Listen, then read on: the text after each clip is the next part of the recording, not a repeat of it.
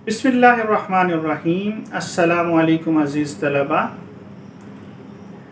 आज हम देखेंगे कि टैक्सेबल इनकम किस तरीके से कैलकुलेट की जाती है। लास्ट लेक्चर में हमने total income from salary calculate की थी। टोटल इनकम फ्रॉम सैलरी से हमें कुछ इनकम टैक्स लॉ में डिडक्शंस अलाउड हैं जो हम अपनी टोटल इनकम फ्रॉम सैलरी में से माइनस करेंगे तो जो बकिया अमाउंट बचेगी वो हमारी टोटल टैक्सेबल इनकम कहलाएगी। इसमें 5 डिडक्शंस हमें अलाउड हैं। Number 1, Zakat paid under Zakat and Ushr ordinance 1980। जो भी आपने ज़कात जितनी भी पे की है, लेकिन ये पेमेंट ज़कात एंड उशर ऑर्डिनेंस के तहत होनी चाहिए, तो ये आप अपनी टोटल इनकम में से माइनस कर सकते हैं। दूसरी अलाउएबल डिडक्शन है जी donation under class 61 part 1 second schedule.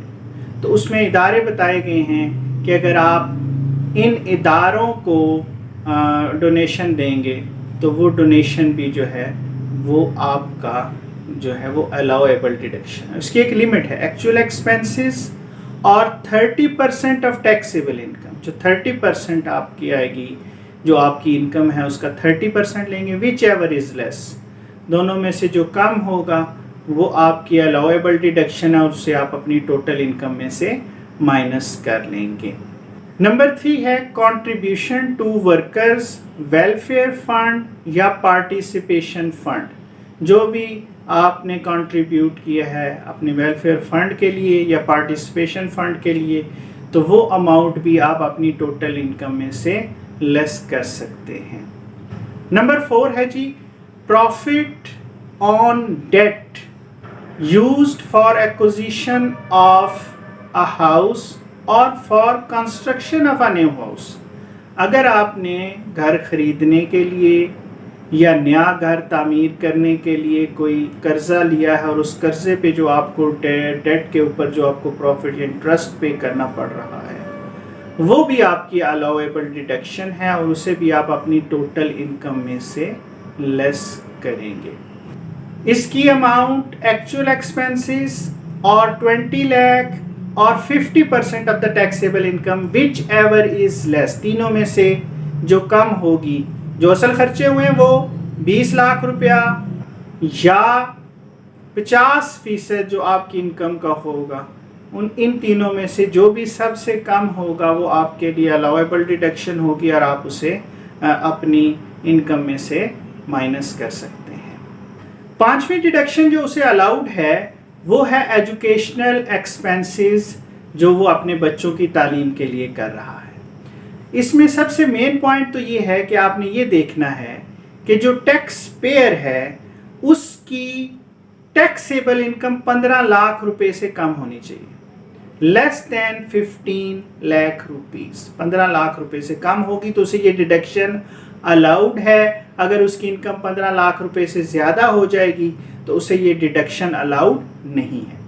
अब ये डिडक्शन हम कैसे निकालते हैं? पहला पॉइंट इसमें आपने याद रखना है वो है 5% of the tuition fee paid. जितनी भी ट्यूशन फी उसने पे की है उसका 5% हम कैलकुलेट करेंगे। दूसरा पॉइंट है 25% ऑफ टैक्सेबल इनकम। जितनी उसकी टैक्सेबल इनकम बन रही है उसका 25% हम कैलकुलेट करेंगे। और तीसरा पॉइंट है 60,000 पर चाइल्ड। जितने भी उसके बच्चे हैं 60,000 रुपये फी बच्चा के हिसाब से। अगर 2 बच्चे हैं तो 60,000 रुपये 2, अगर 3 है तो 60,000 रुपये 3। तो 60,000 को हम मल्टीप्लाई करेंगे नंबर ऑफ चाइल्ड्स के साथ। तो ये 3 अमाउंट्स आ गई। पहली क्या आई? 5% of the tuition fee paid, दूसरी आई 25% ऑफ द टैक्सेबल इनकम और तीसरी आ गई 60,000 multiplied by number of childs. इन तीनों को में से जो भी सबसे कम होगी, विच एवर इज लेस, जो सबसे कम होगी वो आपके लिए अलाउएबल डिडक्शंस है। तो ये 5 अलाउएबल डिडक्शंस हैं जो आप टोटल जो आपकी इनकम आ रही है उसमें से आप माइनस करेंगे तो बाकी जो आपकी बचेगी वो आपकी कहलाएगी taxable income, total taxable income, जिसके ऊपर टैक्स पेयर को टैक्स अदा करना है।